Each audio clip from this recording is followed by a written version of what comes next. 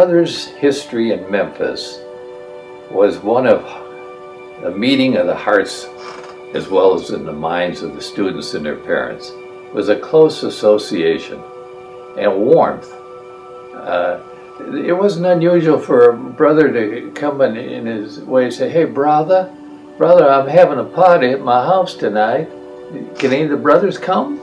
I said, "Would that ever happen today?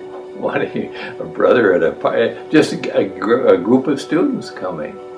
So we were much closer, and at that time, television wasn't here yet.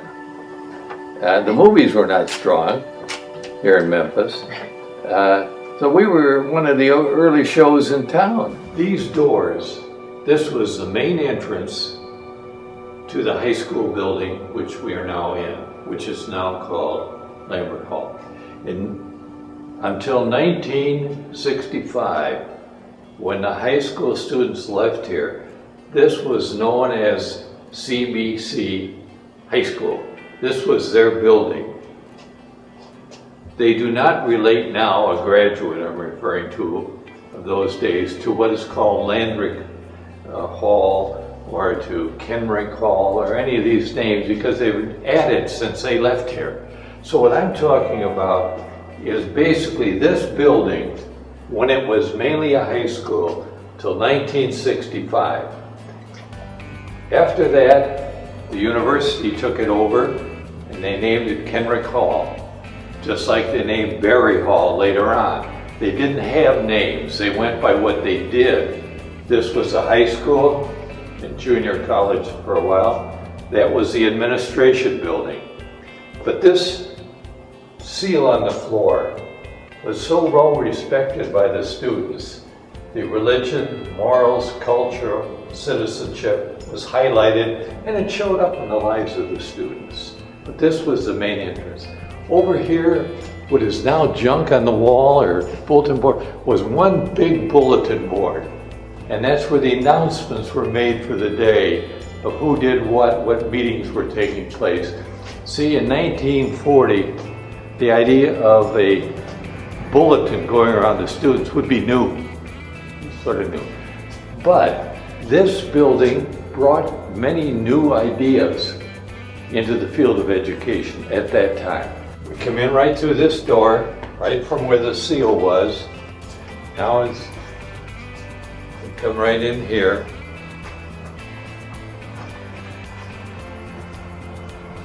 They had just a few chairs there for students to sit down when they were waiting to see the principal, or for parents to sit down. And inside, here's what we had.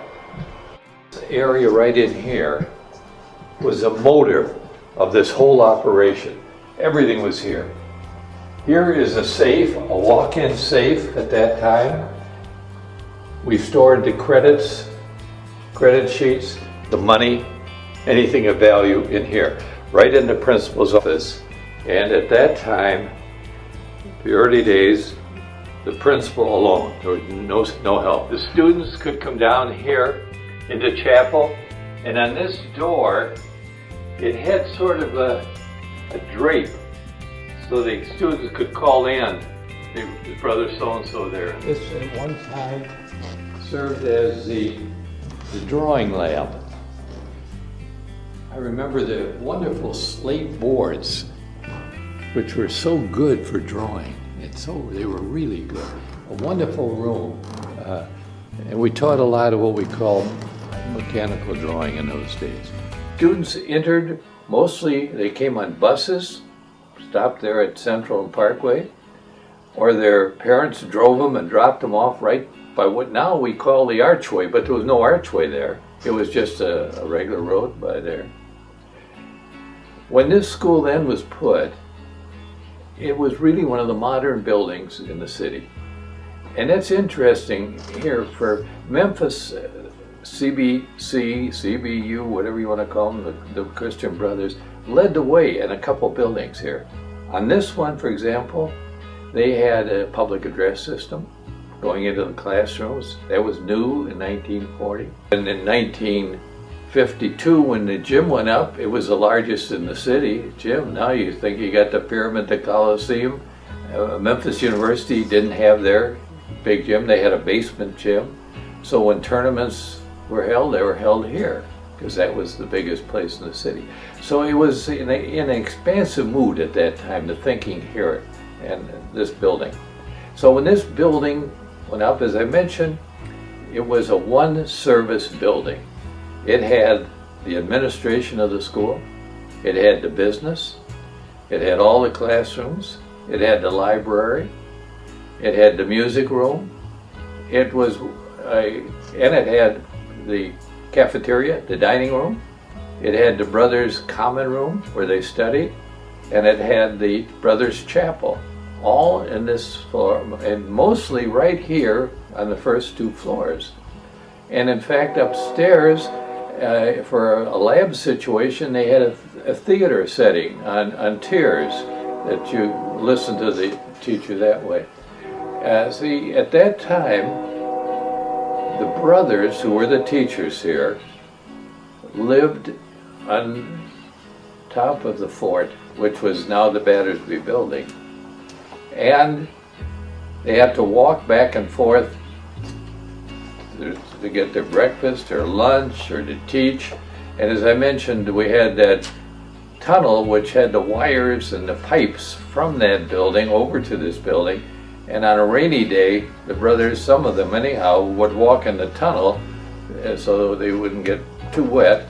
And as a result, it became sort of a hidden story for the new students, that they would talk about that tunnel in the basement and big things happen there and so on, and watch out, it's where we can put you if you misbehave and all that. Later on, when new buildings were put up, this building peeled off its services. Originally, they had this as a library before the Berry building went up. So that meant 10 years it was a library. And then we opened it up and had movies here. We had got some projectors at movie room in here. And in here was the kitchen where they served for the cafeteria. So it's all, now it's called the Art Studio D and so on. I remember when I first came, I was just outside the building and someone drove up in the car and said, introduced himself and said, what kind of a team are the brothers going to have this year? Well, that was a new expression to me because I'd come from Chicago where we had a lot of brothers, and we never referred, no school was ever referred to as brothers. It was De La Salle or St. Pat's or something like that. But the brothers themselves, the younger brothers, all had basketball teams that play one another.